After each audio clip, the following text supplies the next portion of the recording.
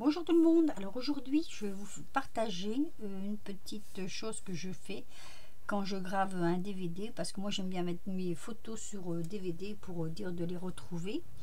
Je me fais des pochettes, voilà, donc je partage avec vous les pochettes que je fais sur mon DVD, pour mes DVD. Alors pour ça je prends une feuille imprimée d'un côté, voilà, je la retourne, je prends le côté blanc, une feuille A4. Là, je coupe à peu près à 4. À peu de choses près, c'est les bonnes dimensions. Je prends une règle et je vais tracer. Alors, à 2,5 cm du bord. Donc, je prends ma règle et je mesurerai quand même. Hein. Hop. D'ici à là. Je vais tracer un trait.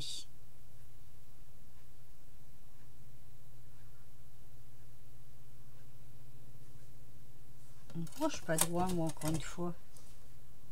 C'est de nuit, hein, oui. Ah oui, avec le reflet de ma lampe, là. Et évidemment, si je commence déjà par faire des bêtises, je vais prendre un petit gomme, hop. Ça peut pas le faire.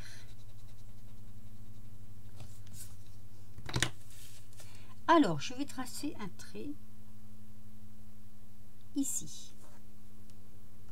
Tout le long, comme ça, hop. Ça va me donner la grandeur de ma pochette. De là à là, je vais prendre...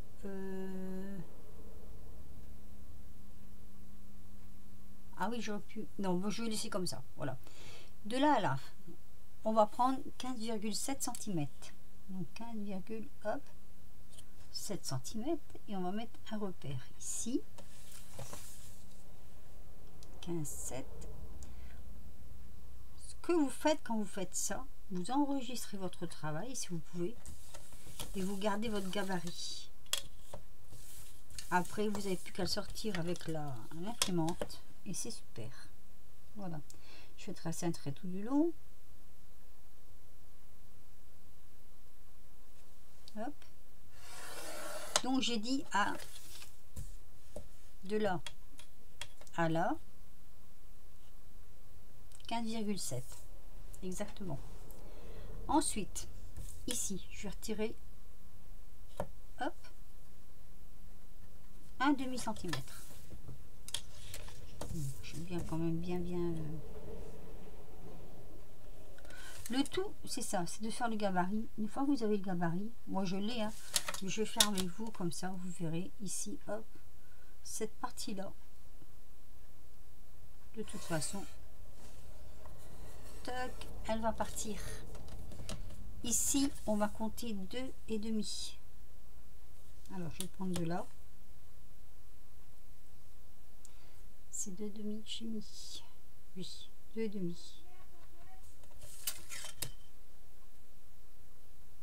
Alors, je sais pas, je cherche un prix de tuto. Moi, je l'ai fait comme ça. J'en avais, disons, un peu marre d'acheter des DVD. Je vois mieux avec cette règle, moi. Oui, je suis partie un petit peu trop bas. Il me semble bien que j'étais pas droite. Voilà, donc je ici, donc 2,5. Cette partie-là. Hein. Si vous voulez, je vous le marque, hop, 2,5. Ensuite, on prend sa feuille comme ceci. On va mesurer. Attendez que je ne dise pas de bêtises. 12 cm. Une fois. 12 cm. Deux fois. Parce que là, rien de sorcier. C'est des mesures. 12. Et 12, ça fait 24. Mon Dieu que je compte bien. Et on va tirer. Hop, un trait ici. Un trait ici. Voilà. Donc cette partie-là ne nous servira pas. Alors, après, ce qu'on va faire, on va prendre 1,5. On va faire un trait. Jusque là. Attention, c'est très important. Donc, on tire un trait. Et on fait pareil de l'autre côté. 1,5. 1,5. Et on tire un trait. Voilà. Donc, si vous voulez, on peut aller jusqu'en bas, 1,5 jusqu'en bas, et je vais vous expliquer pourquoi. C'est vrai que j'aurais dû le faire dès le départ. Bon, c'est pas grave. Hein. On dirait Kitty. C'est pas grave. 1,5, hop. Je t'ai montré jusqu'en bas. J'aurais dû vous faire ça dès le départ. Vous allez comprendre pourquoi. Voilà. Donc ici, cette partie du bas, ça c'est le haut, ça c'est le bas. On va enlever tout ça. Voilà. Et on va ne garder que cette partie-là. Donc, j'ai un chat dans la gorge. Je vais couper avec vous. Normalement, je coupe au masticot. Je ne sais pas couper droit, moi. Alors, attendez, je vais couper des gros morceaux pour les avoir bien droits. Après, c'est une question de... Donc, je coupe ce morceau. Les 1,5, je le coupe aussi. Voilà. Ici, je vais couper la bordure tout du long.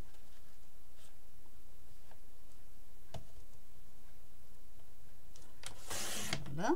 Comme ça, je suis bien droite.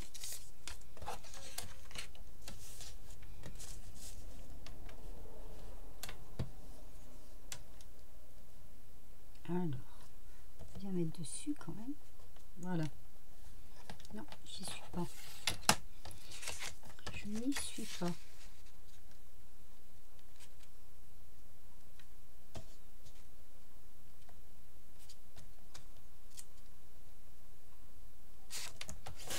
Voilà.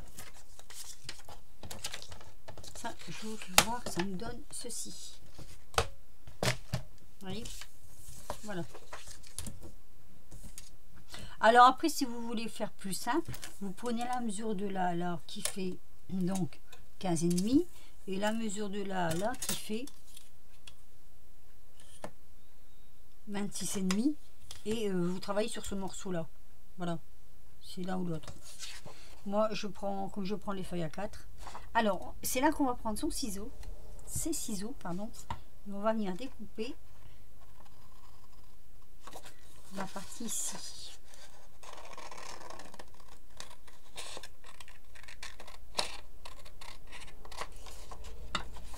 Ici, on va faire pareil. Donc, on part un petit peu en biais. Hop. Et on vient découper cette partie-là.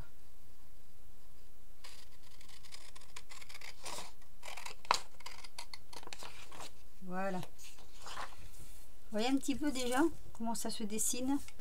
Alors, ici, on va reprendre la règle. On va reprendre le crayon. Et on va faire, à partir de ces traits-là, vous voyez, on va faire un biais.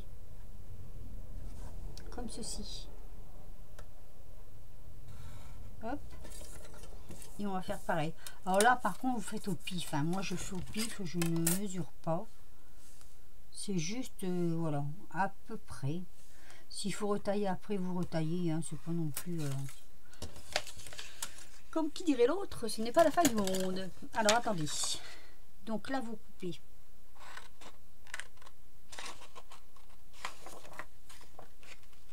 Hop.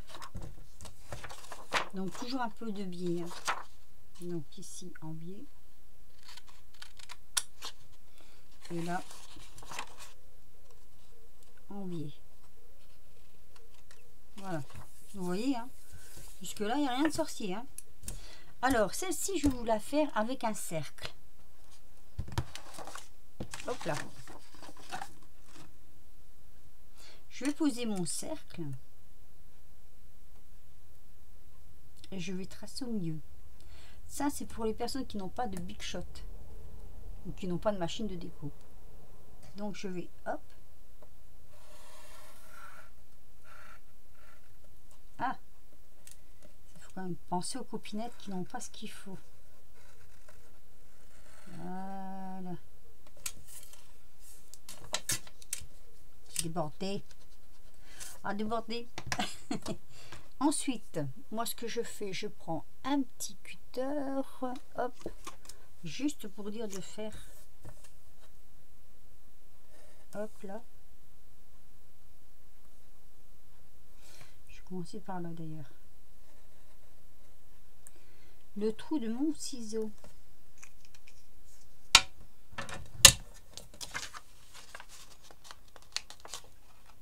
Et je viens couper mon... Voyez. Celles qui ont une machine, je vais vous donner une astuce parce que vous voyez, cette largeur là ne rentre pas dans la Big Shot. Alors, si vous avez la taille au-dessus, ça rentre parfaitement. Mais dans la Big Shot, ça ne rentre pas. C'est trop large. Donc je vous donnerai une astuce comment faire pour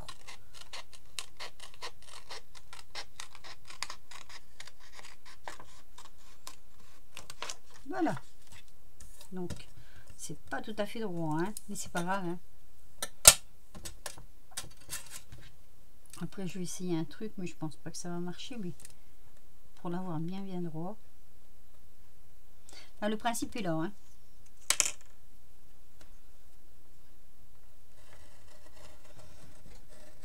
Ah oui, moi à main levée c'est pas mon truc, hein.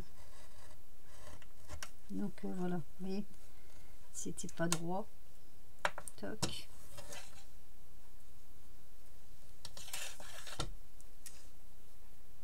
Donc, vous voyez, vous pouvez faire aussi comme ça, en fait. Prenez le cutter, vous le passez à l'intérieur. Ah, là, ça accroche. Ça accroche, on va pas insister. Il y a un petit peu ici, du coup.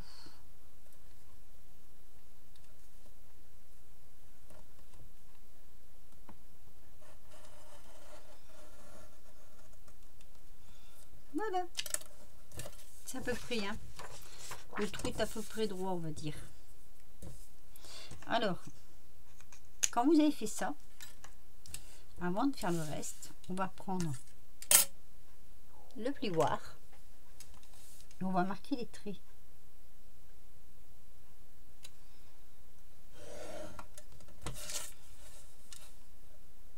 Comme ceci.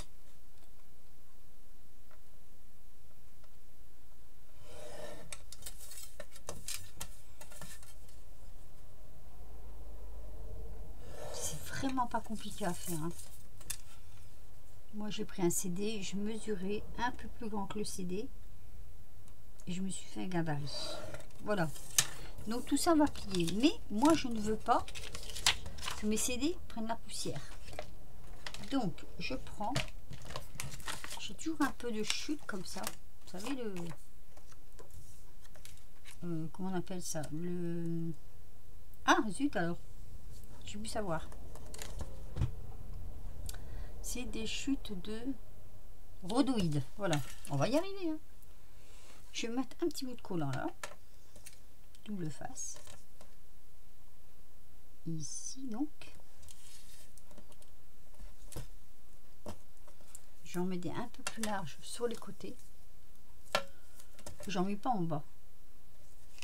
Bon, en fait, j'en mets pas en bas parce que le CD rentre par le haut, pas par le bas. Donc, hein. Voilà, je mesure à peu près.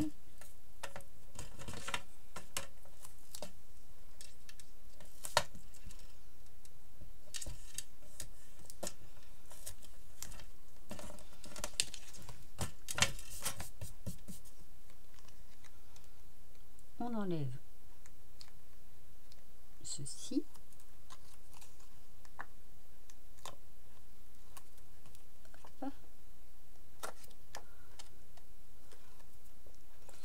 et on le colle, donc le morceau en haut, parce que quand vous allez passer votre CD, si vous mettez le morceau en bas, le CD va s'accrocher dedans. Là, il peut pas. Alors, ce que je fais, moi, j'arrondis mes bords. Ça va mieux. Voilà. Je plie. Donc, déjà là, pour avoir la bonne hauteur, vous voyez, hop, à la ligne. Après, les traits de crayon, vous pouvez les enlever. Hein.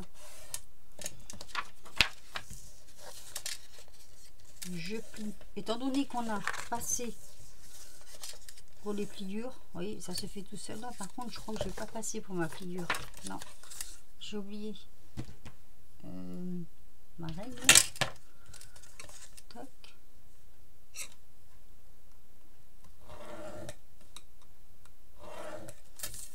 Voilà. Vous voyez, hop, vous ajustez un petit peu. Là, vous mettez du collant.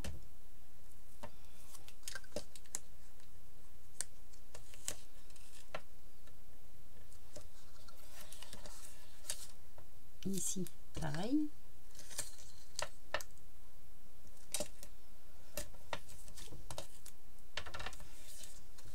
Voilà. Mon petit pic. J'enlève la pellicule. Ça marche pas tout le temps au premier coup. Hop. Et croyez-moi que ça fait une sacrée économie quand il faut pas les acheter les pochettes. Bon, déjà, vous pouvez faire ça avec de la récup de papier. Et voilà. Et vous avez votre pochette de fête. C'est pas beau ça? Voilà. Alors, je vais faire la même chose, mais avec une fenêtre carrée. Vous voyez, comme ceci. Donc, je mets sur pause, je découpe et je vous fais voir. Alors, attendez. Alors, je vous reprends. Voilà, j'ai fait mes découpes. Vous voyez, j'ai découpé. Je vais faire mes arrondis. C'est exactement le même gabarit que l'autre. Hein. Exactement les mêmes mesures. Voilà. Sauf que là, oh, tiens. Sauf que là, si vous voulez, on va faire une fenêtre carrée. Donc de 5,5 sur 8,5. Je me suis fait un petit gabarit parce que j'ai pas de dies. Le dies de cette mesure-là, j'en ai pas.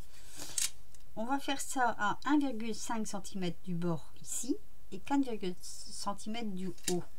Vous allez prendre votre petit gabarit que vous aurez fait, vous allez le poser dessus comme ceci.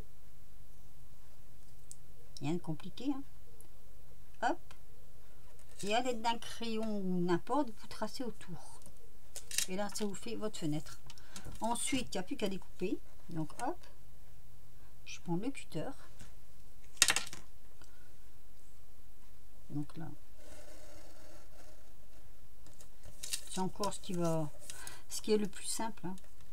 Ah oui, j'avais dit que j'allais expliquer comment il y avait une astuce pour couper la Big Shot, étant donné que c'est trop long. Et vous allez voir, c'est pas compliqué. Hein. Alors, je finis ça. Hop. Voilà. Même pour faire avec le Dizeron, hein, vous pouvez le faire à la Big Shot aussi, si vous en avez une ou une autre machine de même style. Voilà. Et vous enlevez hop, votre fenêtre. Alors, pour ceux qui ont les machines de découpe et qui veulent découper l'intérieur, ben, simplement ils replient les bords et puis voilà, ils mettent leur die et ça passe. C'est tout bête, mais c'est comme ça. Ça, je le garde. Alors, donc ici, ben, il n'y a plus qu'à plier. J'avais déjà commencé d'ailleurs à faire les pliures.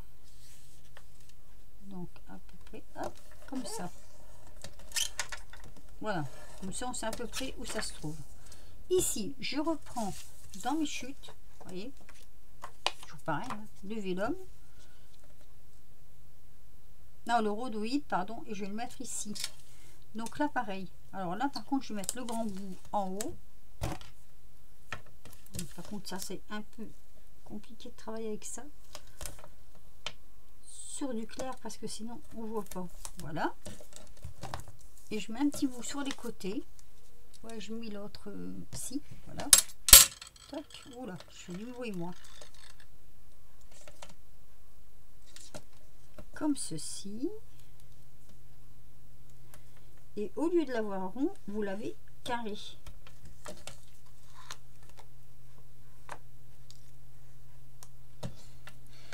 Comme c'est exactement les mêmes mesures, il n'y a pas de souci, ça passe. Alors, j'en ai pas sous la main parce que je les ai déjà rangés. C'est dommage, j'aurais dû en laisser un en haut pour vous faire voir ce que j'avais fait avec l'étiqueteuse, qui n'est pas non plus une obligation, hein. Attention, hein.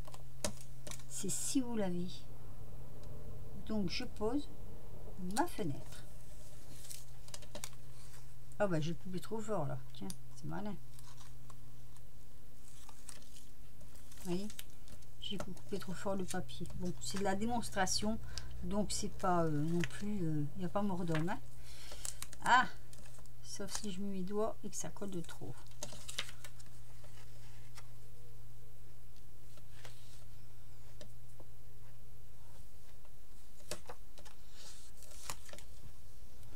J'aurais dû moins forcer avec mon cutter, ça aurait été mieux.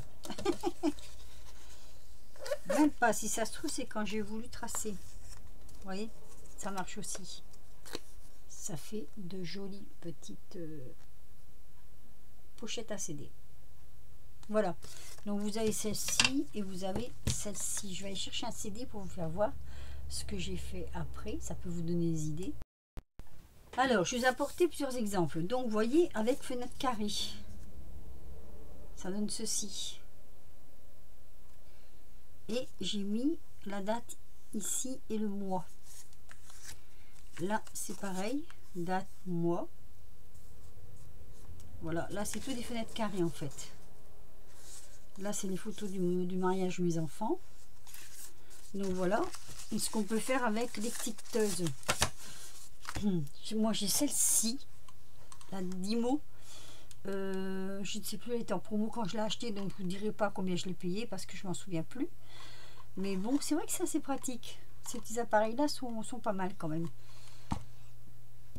Sinon, avant de faire avec des ouvertures comme ceci, je faisais comme ça.